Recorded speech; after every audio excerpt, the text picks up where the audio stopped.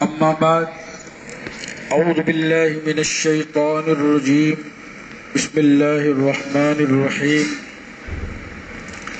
الذين يبلغون رسالات الله ويخشونه ولا يخشون أحدا إلا الله وكفى بالله حسيبا ما كان محمد أبا أحد من رجالكم ولكن رسول الله وخاتم النبيين وكان الله بكل شيء عليما صدق الله العظيم.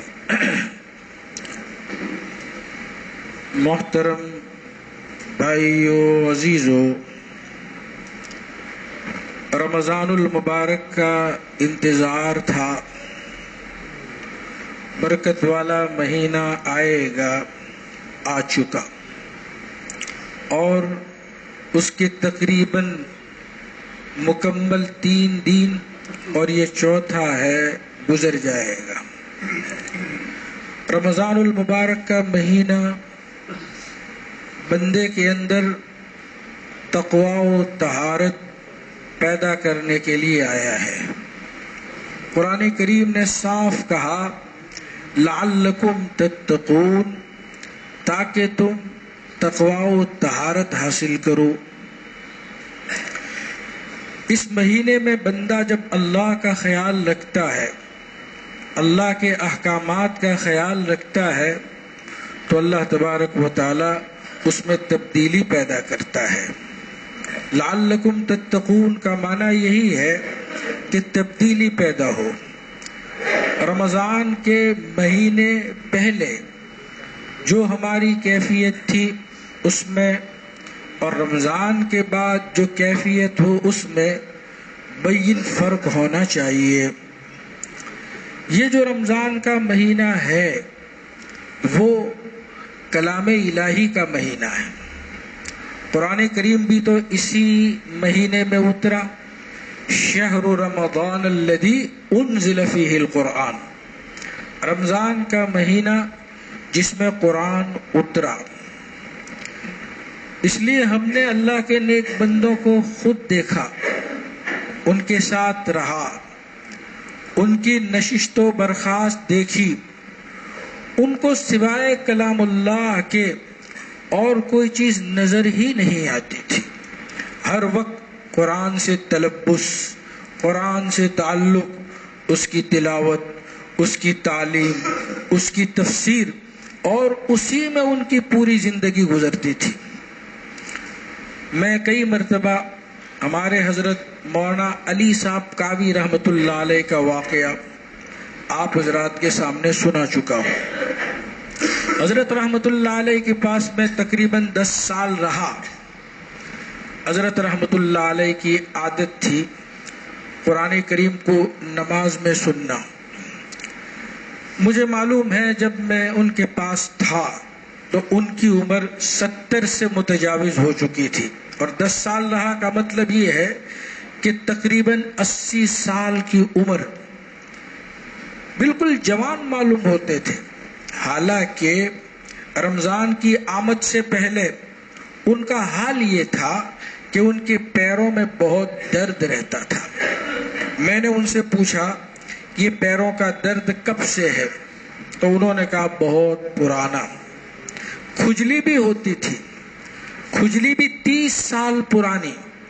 میں نے دیکھا مولانا بے چین رہتے ہیں. میں اکثر ظہر کے بعد اور عشاء کے بعد خاص طور سے ان کی خدمت میں جایا کرتا تھا. اب ایک تو یہ ہے کہ ہاتھ سے پیر دبانا، اور ایک یہ ہے کہ چل کر پیر دبانا. اب میرا وزن تو پہلے سے ہی ہے، آج سے تھوڑا ہے، برس ہا برس سے ہے. مولانا مجھے لکڑی لے کر اپنے پیروں پر چلاتے تھے. اب بتلائیے ایک بھاری بھرکم وجود جس کا خود اتنا وزن، کتنے پیر دکھتے ہوں گے. اس قدر ٹانگوں میں درد مولانا کو رہتا تھا.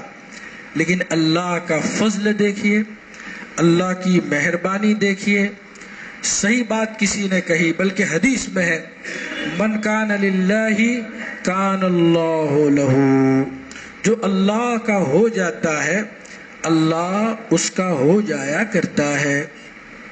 مولانا فرماتے تھے کہ جب رمضان کا مہینہ آتا ہے تو ایسا محسوس ہوتا ہے جیسے کچھ ہے ہی نہیں، درد غائب، تکلیف غائب، تھکن غائب، کچھ نہیں۔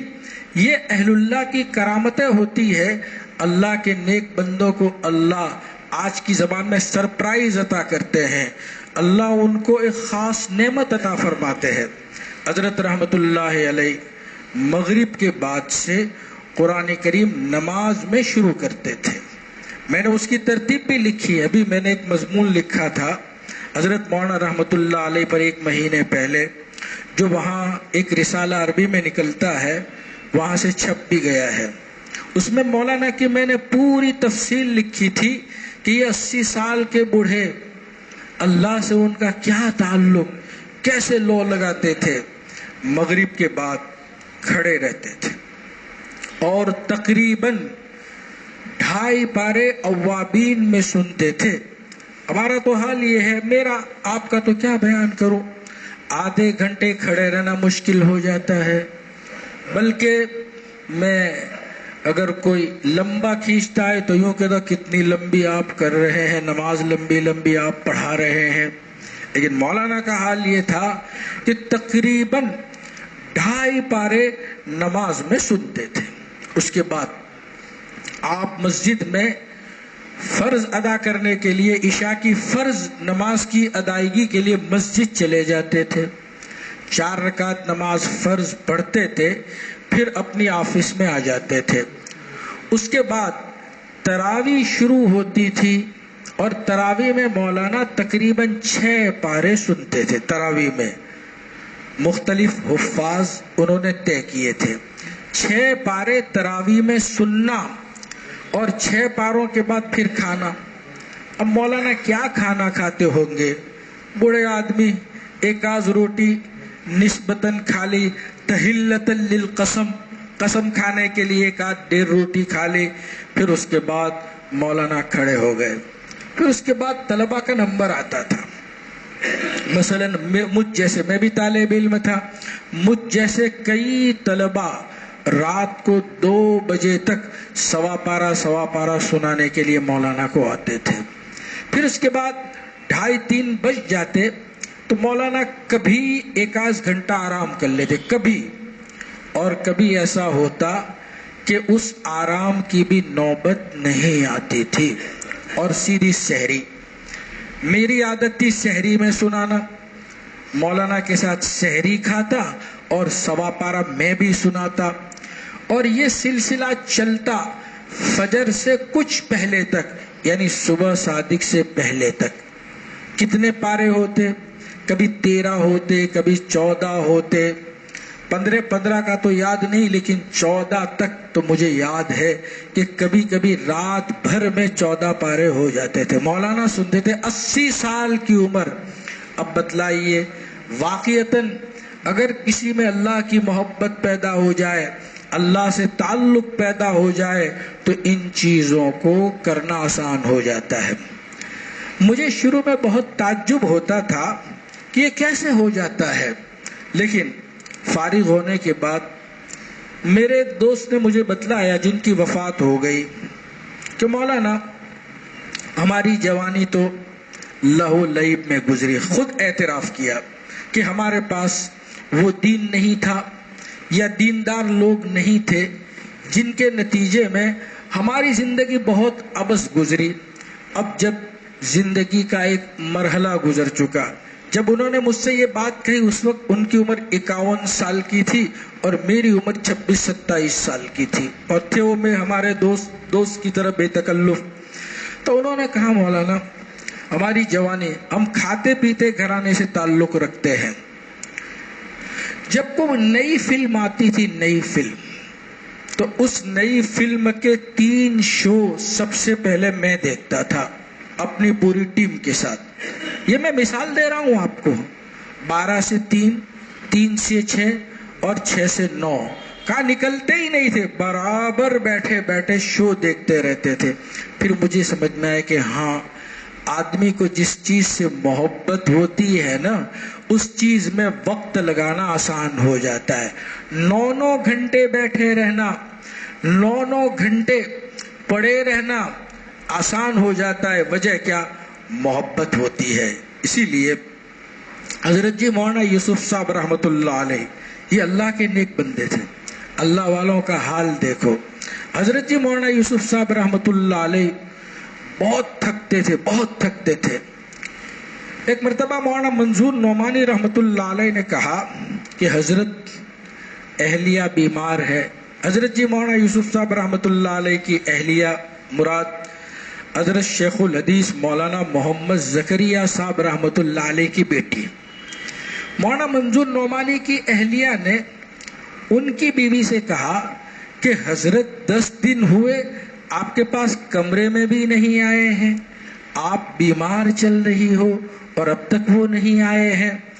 اب کوئی اور عورت ہوتی، مولانا زکریا صاحب کی بیٹی نہ ہوتی تو پتہ نہیں شکایتوں کے انبار لگا دیتی، یہ ہوا، چنا ہوا، یہ تو کوئی دین ہے، یہ کیسے آدمی ہے، کیا شریعت میں ہمارا حق نہیں، یہ شکایت کرتی۔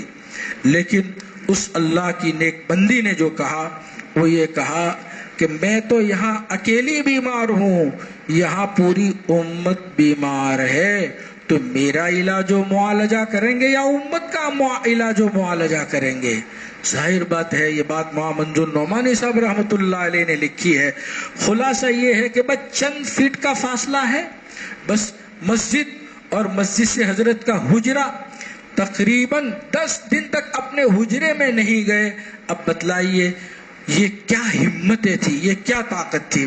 حضرت مولانا علی صاحب کاوی رحمۃ اللہ علیہ جو میرے مربی ہے، انہوں نے خود مجھ سے سنایا کہ حضرت جی مولانا یوسف صاحب رحمۃ اللہ علیہ جب پورا دن تھک جاتے تھے، 8 گھنٹے کبھی بیان کرتے تھے، 6 گھنٹے، 7 گھنٹے حضرت جی کے بیانات ہوتے تھے۔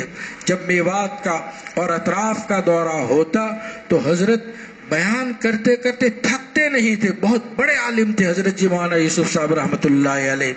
فرماتے تھے کہ حضرت رحمۃ اللہ علیہ بالکل تھک کر چور چور ہو جاتے، جب تھک کر چور ہو جاتے تو رات کو نماز میں مشغول ہو جاتے، ہم تو سو جاتے۔ میری اپنی ذاتی عادت ہے کہ میں تو سو جاؤں، میرے اندر وہ محبت، وہ ہمت، وہ طاقت نہیں ہے۔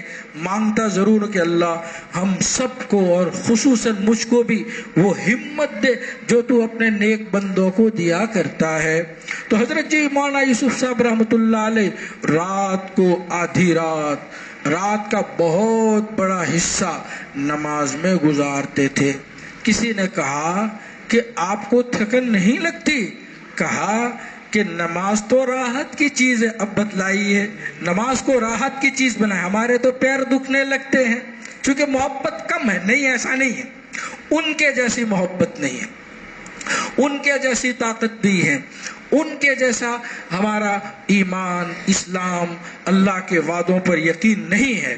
ان کو تو اللہ نے وہ مقام عطا فرمایا تھا کہ رات اللہ کے سامنے کھڑے ہوتے تھے۔ کسی نے پوچھا کہ حضرت تھکتے نہیں ہیں؟ کہا کہ تھکنے کا کوئی مسئلہ ہی نہیں ہے، اس لیے کہ اللہ تبارک و تعالیٰ ارشاد فرماتے ہیں فَإِذَا فَرَغْتَ فَانصَبْ وَإِلَىٰ رَبِّكَ فَارْغَب۔ فَإِذَا فَرَغْتَ، جب آپ کام سے فارغ ہو جائیں تو اللہ کے سامنے کھڑے رہیے اور اپنے پروردگار کی طرف رجوع کیجئے، تھکیے اللہ کے سامنے۔ اور کہا کہ اللہ تبارک و تعالیٰ نے اپنے کلام پاک میں ارشاد فرمایا ہے قرۃ عینی فی الصلاۃ، میری آنکھوں کی ٹھنڈک نماز میں ہے۔ تو نماز میں اللہ تبارک و تعالیٰ نے ان کو آنکھوں کی ٹھنڈک عطا فرمائی تھی، اور انہوں نے ان باتوں کو حضور اکرم صلی اللہ علیہ وسلم سے لیا تھا۔ حضرت پیغمبر مصطفیٰ صلی اللہ علیہ وسلم کا حال کیا تھا نماز میں؟ میں اس لیے کہہ رہا ہوں کہ یہ جو رمضان کا مہینہ ہے، عبادت کا مہینہ ہے، تلاوت کا مہینہ ہے، یاد رہے اس مہینے میں سب سے زہر آلود چیز زبان کی گناہ ہے۔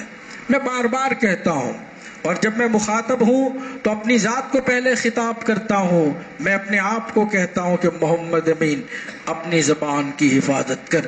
پھر میں آپ کو کہتا ہوں اپنی زبان کی حفاظت کیجیے. جب رات ہو نا، رات، دو کام کیجیے، یا تو گھر جا کے سو جائیے یا تنہائی میں عبادت میں مشغول ہو جائیے. ہر جملہ ہمارا لکھا جاتا ہے. کرامن کاتبین ایک ایک بات کو لکھ رہے ہیں. اگر ہم نے اس کی طرف توجہ نہیں دی، خدائے پاک کی قسم، عالم برزخ ایک حقیقت ہے. عالم برزخ کا مطلب آنکھ بند ہوتے ہی آخرت اور غیب کی چیزیں جو ہمارے سامنے آئے گی وہ ایک حقیقت ہے. اس وقت بندہ یہ کہے گا لعلی رب ارجعو، اے اللہ فرجعو، اے اللہ تو مجھے لوٹا، لعلی اعمل صالحا فیما ترکت کلا انہا کلمۃ هو قائلها ومن ورائہم برزخ الی یوم یبعثون. کہنے کا مطلب آنکھ بند ہوتے ہی عالم غیب کھل جائے گا تو اللہ کے نیک بندوں کے سامنے یہ چیزیں ہوتی ہے. اپنی زبان کی خوب حفاظت کیجیے. تو میں بیان یہ کر رہا تھا کہ رمضان کا مہینہ عبادت کا، تلاوت کا، ذکر کا مہینہ ہے. تو اللہ تبارک و تعالیٰ نے اپنے نبی علیہ السلام کو وہ ذوق عبادت عطا فرمایا تھا.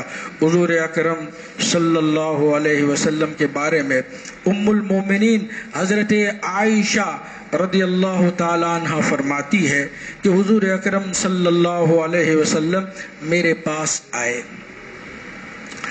اور پھر رات کو میرے پاس سوئے. جب رات کی تنہائی ہوئی تو حضرت عائشہ کہتی ہے کہ حضور نے فرمایا عائشہ میں تو اپنے رب کی عبادت کرنا چاہتا ہوں، چھوڑ، میں تو اپنے رب کی عبادت کرنا چاہتا ہوں.